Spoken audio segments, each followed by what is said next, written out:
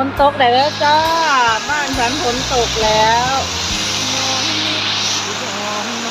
หลังจากร้อนมาอาทิตย์หนึ่งเต็มๆค่ะ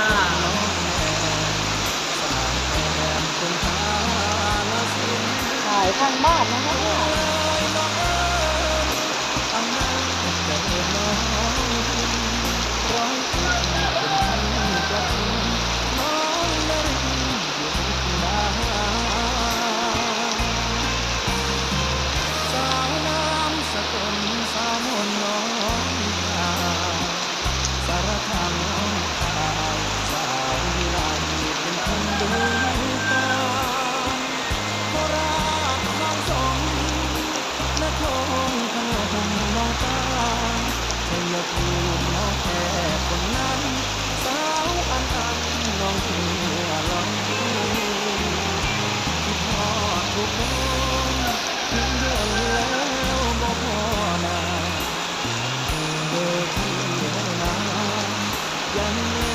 ต้นกล้วย